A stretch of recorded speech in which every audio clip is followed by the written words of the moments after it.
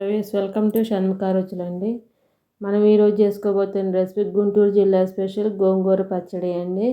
ముందుగా stove on చేసుకొని బాండీ పెట్టుకొని ఆయిల్ వేసుకోవాలండి. ముందుగా ఒక 2-3 టీ స్పూన్ల ఆయిల్ వేసుకొని అందులోకి కావాల్సిన కారానికి కావాల్సింది వేసుకోవాలండి. 2 టీ స్పూన్లు ధనియాలు. ఆయిల్ హీట్ ఎక్కాక 2 టీ స్పూన్ల ఆయిల్ వేసుకోవాలండి.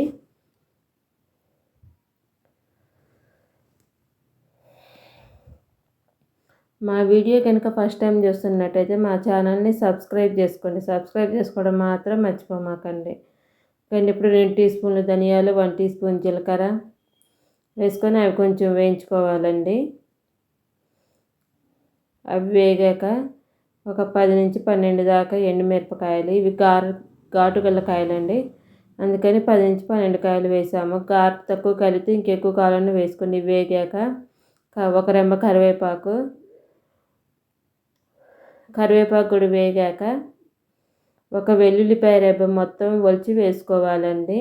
ఎందుకు అప్పుడు గోంగూర పచ్చడి అనేది చాలా టేస్టీగా ఉంటుందండి. చిన్నవి అనుకోండి 2 ఒలుచుకోండి, పెద్దది అనుకోండి 1 ఒలుచుకొని వేసుకోండి. మీకు మొత్తం ఇందులోనే ఇష్టం అయితే సగం ఇందులో వేసుకొని సగం తాలింపులో వేసుకోండి.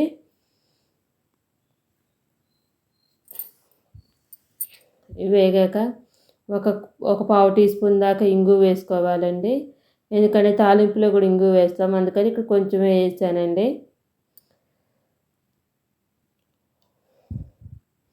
ఓకే అండి, ఇప్పుడు అదంతా ఒక మిక్సీ జార్లో తీసుకోవాలండి. ఎంతో టేస్టీగా ఉంటుందండి ఎండుమిర్చితో చేసి గోంగూర పచ్చడి. ఇలా చేసుకొని ఫ్రిడ్జ్లో పెట్టేసుకుంటేనండి 15-20 రోజులున్న నిల్వ ఉంటుందండి. ఆ తర్వాత అది మిక్సీ జార్లో తీసుకున్నాక స్టవ్ ఆన్ చేసుకొని మళ్ళీ బాండీ పెట్టుకొని ఒక 2 టీ స్పూన్ల ఆయిల్ వేసుకొని ఇది తెల్ల గోంగూర అండి, అందుకే ఇందులో కొంచెం చింతపండు కూడా వేస్తామండి. ఎర్ర గోంగూర అయితే అవసరం లేదండి.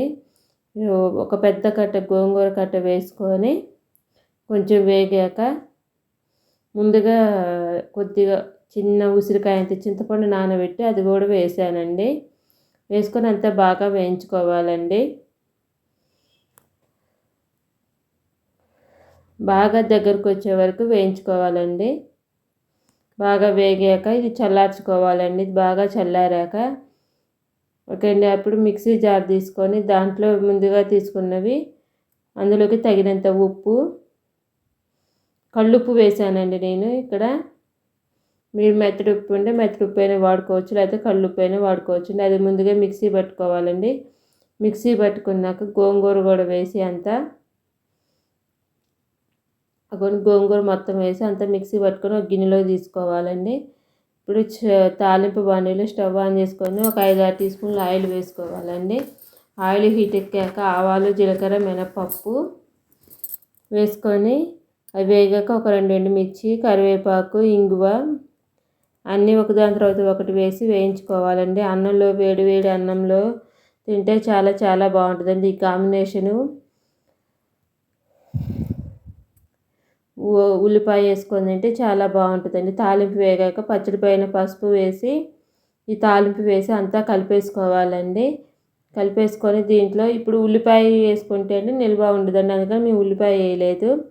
అప్పటికప్పుడు అయిపోతే ఉల్లిపాయ వేసుకోవచ్చండి. ఇప్పుడు ఉల్లిపాయతో గార్నిష్ చేసి సర్వ్ చేసుకోవటమేనండి. మా వీడియో మీకు నచ్చినట్టయితే లైక్ చేయండి, షేర్ చేయండి, సబ్స్క్రైబ్ చేసుకోండి.